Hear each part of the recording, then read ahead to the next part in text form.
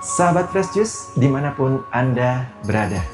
Saya Yofi dan Natasha, sesaat lagi kita akan mendengarkan Fresh Juice. Minggu 23 November 2025 bersama Pastor Yandi Buntoro CDD dari Medan.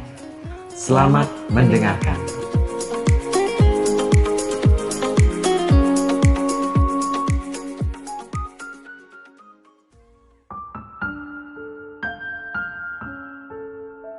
Teman-teman pendengar dan pewarta Daily Fresh Juice yang saya kasihi, jumpa lagi dengan saya, Pastor Johannes Yandi Buntoro CDD, di tempat tugas saya di Paroki Kristus Raja di Kota Medan.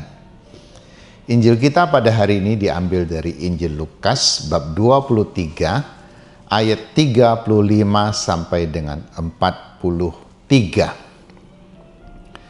Ketika Yesus bergantung di salib, pemimpin-pemimpin bangsa Yahudi mengejeknya.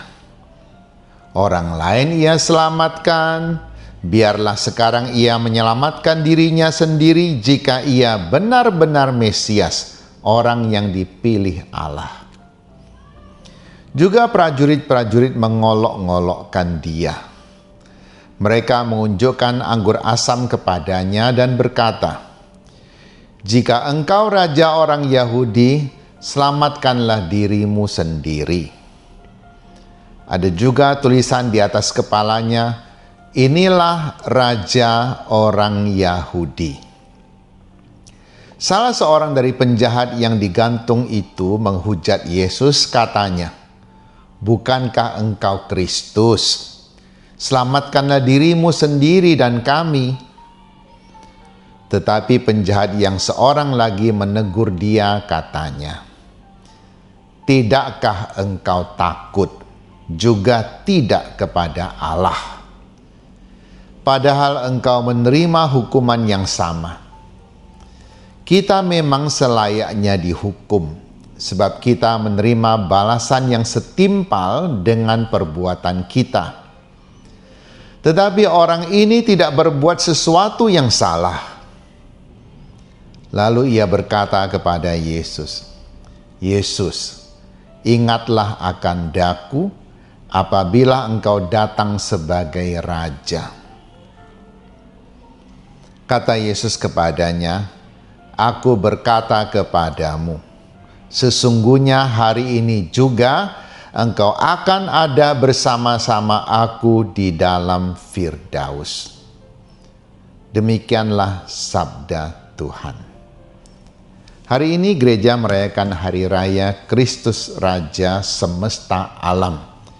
Paroki kami juga merayakan Pesta Pelindung yang ke-101. Dan dalam waktu yang sama, hari ini juga Natasha, istri tercinta dari Yofi Setiawan, pemimpin Daily Fresh Juice kita ini, yang selalu setia menyajikan firman setiap hari, merayakan ulang tahun juga. Mari kita doakan Natasha, semoga ia mampu menjadi istri dan ibu yang terbaik, serta tetap mampu menjadi pelayan Tuhan yang berkenan kepadanya, yang senantiasa memuliakan Tuhan dengan karya-karyanya. Semoga Tuhan melimpahkan kesehatan, sukacita, damai sejahtera kepada Natasha beserta seluruh keluarganya. Semoga segala rencananya dapat terlaksana dengan baik. Ada orang berkata, "Jika engkau sungguh Mesias, turunlah dari salib, selamatkanlah dirimu sendiri." Jika itu artinya diandaikan. Artinya engkau belum tentu Mesias. Engkau hanya akan menjadi Mesias kalau engkau berhasil menyelamatkan dirimu. Jadi sebelum engkau menyelamatkan dirimu, engkau bukan Mesias. Artinya ada keraguan di situ. Tapi juga ada keyakinan. Kalau tidak yakin, untuk apa bertanya seperti itu? Untuk apa menantang Yesus seperti itu? Tetapi Yesus tidak ingin menjawab tantangan itu. Karena Status Yesus tidak ditentukan oleh pikiran orang atau pendapat orang lain. Lebih-lebih orang yang memang tidak mengerti. Jangan lupa, para murid pun tidak mengerti bahwa gurunya memang harus mati. Gurunya bisa menyelamatkan diri sendiri, tapi ia memang harus mati. Karena itu adalah rencana dari Bapanya. Ada orang bertanya, apakah setan juga berencana seperti itu? Jawabannya adalah benar juga. Jadi Allah berencana, setan juga berencana. Bedanya adalah Allah berencana menyelamatkan umat kesayangannya dengan mengorbankan putranya. Tetapi setan berencana menyakitkan hati Allah dengan membunuh anaknya.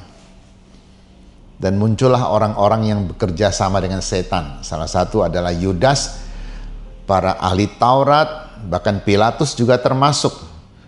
Dan orang-orang yang berteriak-teriak, salibkan dia, salibkan dia. Tapi rencana setan tidak terlaksana dengan baik. Memang Yesus mati. Tetapi umat manusia tetap diselamatkan, bukan menjadi hancur. Dan Allah tidak sakit hati, karena Allah mengorbankan putranya demi cinta. Kalau kita mencintai seseorang, meskipun kita harus menderita dan berkorban, apakah Anda sakit hati? Tidak, saya pikir. Tapi kalau Anda melakukan sesuatu bukan karena cinta, hanya karena semacam transaksi, dan transaksi itu ternyata hanya sepihak. Anda memberikan keuntungan, orang lain tidak memberikan keuntungan pada Anda. Mungkin Anda sakit hati. Tidak sedikit istri yang sakit hati pada suami, karena berharap bahwa suami seharusnya memberikan segala sesuatu yang dia inginkan. Ternyata manusia lemah, bukan? Tidak semua suami mampu memberikan itu. Demikian pula dengan istri. Demikian pula dengan orang tua. Demikian pula dengan anak-anak. Karena tidak mendapat, maka sakit hati. Jadi apakah Allah sakit hati? Allah tidak sakit hati. Allah senang karena putranya taat. Allah lebih senang lagi karena kita diselamatkan. Rencana Allah memang indah, memang luar biasa. Tetapi apakah rencananya akan sempurna terlaksana? Tergantung kita yang diselamatkan. Karena Allah memerlukan izin dari kita untuk menyelamatkan kita. Loh, siapakah kita sampai kita mampu memberi izin pada Allah? Ya, kita mampu memberikan izin pada Allah karena Allah memberikan kebebasan kepada kita. Allah tidak memberikan kebebasan pada setan. Setan berdosa dan mati selamanya. Tersingkir selamanya dari hadapan Allah. Tetapi manusia berdosa, Tuhan mengangkatnya. Seharusnya mati, tapi ia boleh hidup kembali.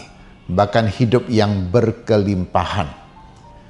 Saya tidak mengatakan berkelimpahan dengan harta, tapi berkelimpahan dengan kasih Allah dan kasih kepada sesama. Bagaimana cara kita mengizinkan Allah menyelamatkan kita? Kita harus bekerja sama, harus bertobat, harus memperbaiki kehidupan kita yang sudah rusak, harus kembali hidup kudus di hadapan Allah. Gampang? Tentu saja tidak gampang. Perlu perjuangan yang keras. Orang yang sakit berat saja perlu ada waktu dan juga usaha yang keras untuk menyembuhkannya. Orang sakit ringan mungkin cepat sembuh. Tetapi sakit keras akan perlu banyak usaha untuk menyembuhkan. Bahkan setelah sembuh pun masih ada akibat-akibat dari sakitnya itu mengikutinya seumur hidup. Apalagi kita berdosa. Tentu Allah mau menyelamatkan kita, apalagi kalau kita memang sudah berdosa. Kita sendiri yang harus berusaha keras menyelamatkan diri kita dengan bekerja sama dengan Allah. Allah sudah bekerja keras. Ia sudah memberikan segala sesuatu. Paulus mengatakan kita harus melengkapi apa yang belum cukup pada penebusan Yesus. Yesus menebusnya sudah sempurna. Kita yang belum sempurna, kita yang harus berusaha keras. Semoga Tuhan membantu kita agar kita mampu kembali datang kepada Tuhan, minta pengampunan, dan juga minta kekuatan dan berkat untuk memperbaiki diri kita. Yang sudah lewat, biarkanlah berlalu. Yang akan datang, mari kita mohon berkat Tuhan agar dapat terlaksanalah cara hidup kita yang menguduskan diri dan juga memuliakan Allah. Amin. Mari kita menerima berkat Tuhan. Tuhan bersamamu. Semoga kita bersama keluarga diberkati oleh Allah yang Maha Kuasa, Bapa dan Putra dan Roh Kudus. Amin. Sahabat Fresh Juice, kita baru saja mendengarkan Fresh Juice Minggu 23 November 2025. Terima kasih kepada Pastor Yandi untuk renungannya hari ini. Sampai berjumpa kembali dalam Fresh Juice edisi selanjutnya. Salam Fresh Juice.